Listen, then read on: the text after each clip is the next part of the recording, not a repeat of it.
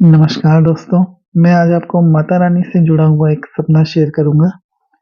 ये सपना आया था 9 दिसंबर 2010 को।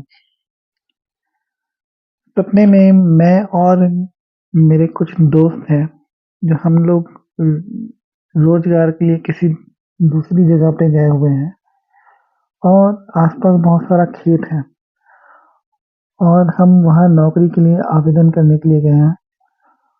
और वहाँ ठहरने के लिए रूम भी खोज रहे हैं। हमें एक घर मिलता है और वो रहने के लिए हमसे पैसे नहीं माँगते हैं।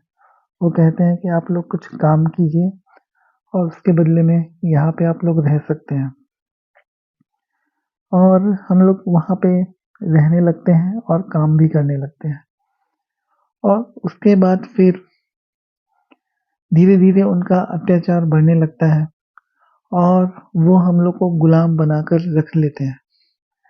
और अब वो हमें वहाँ से जाने नहीं देना चाहते हैं और लंबे समय से हम सारे दोस्त घर नहीं जा पाते हैं। और हमारे घर वाले हमें खोजते रहते हैं, लेकिन हम उनको नहीं मिलते हैं। अब मेरी माँ भी मुझे खोजने के लिए निकल जाती है। मेरे घर वाले मुझे खोजते हैं और ये लोग हमें जाने नहीं देते। फिर मैं अपनी जो है दिव्य शक्ति का इस्तेमाल करता हूँ और ध्यान लगाता हूँ। और ध्यान लगाने के बाद अ, मुझे पता चलता है कि ये लोग जो हैं हमारे पृथ्वी के नहीं हैं, ये दूसरे ग्रह से आए हुए लोग हैं, जो हमें बँधुआ मज़दूर बना के रखे हुए हैं। और इनके एक दुश्मन भी हैं, जो इनको खोज रहे हैं बहुत लंबे समय से और वो भी दूसरे ग्रह के ही हैं। उसके बाद फिर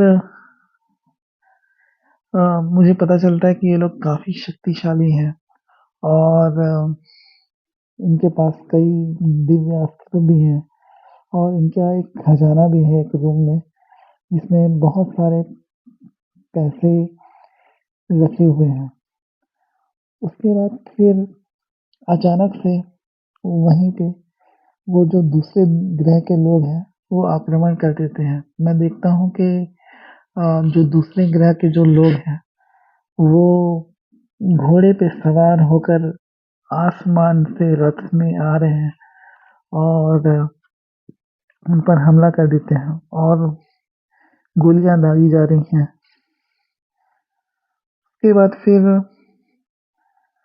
अ, मैं अपने दोस्तों को कहता हूँ चलो मेरे साथ चलो, ऊपर एक खजाना है। हम लोग उन उस खजाने में जो है छुप जाएँगे और वहाँ पे वो हमें गोलियों का असर नहीं होगा। तो हम लोग क्या है जितने भी वो जो खजाना रहता है, उस खजाने में मतलब हम लोग अंदर घुस जाते हैं और फिर धीरे-धीरे उनका जो जो लोग हमला किए थे और ये जो लोग थे, जो हमें गुलाम बना के रखे थे, वो जो गुलाम बना के रखे थे, वो लोग हार जाते हैं और जो दूसरी ग्रह से आए थे, फिर वो लोग वापस चले जाते हैं। फिर मैं एक छोटी-सी खिड़की रहती है वहीं वेंटिलेशन वाला, उससे मैं बाहर झाँक के देखता हूँ तो मैं देखता हूँ कि मेरी मम्मी जो है मुझे खोज रही है और मेरी मम्मी के पीछे एक बहुत बड़ा साँप उनके पीछे पड़ा हुआ है। ये जो साँप है वो बिल्कुल एनाकोंडा फ़िल्म जैसा वाला साँप है। मैं सपने में सोचता हूँ कि वो नकली साँप हो सकता है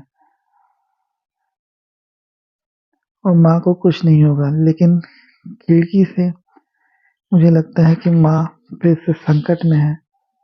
मैं उड़ के अपने माँ के पास जाता हूँ। वो साँप सच में असली का साँप होता है। मैं माँ से मिलता हूँ और माँ मुझे देखकर खुश हो जाती हैं।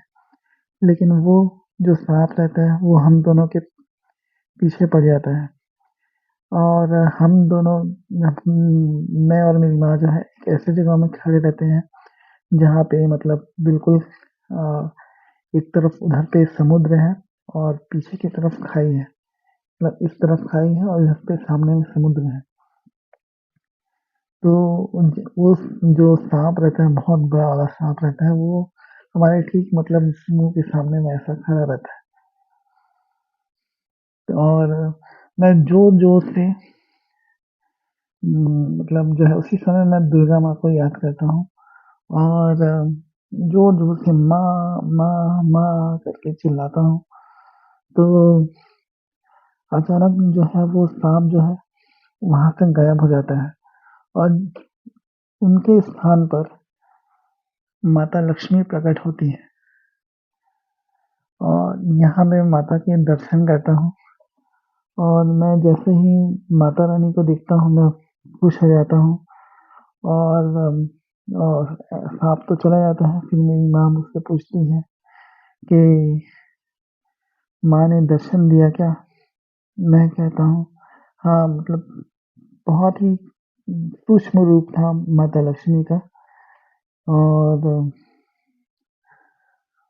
मैं अपनी माँ को बताता हूँ कि उन्होंने मुझे बहुत ही सूक्ष्म रूप में दर्शन दिया।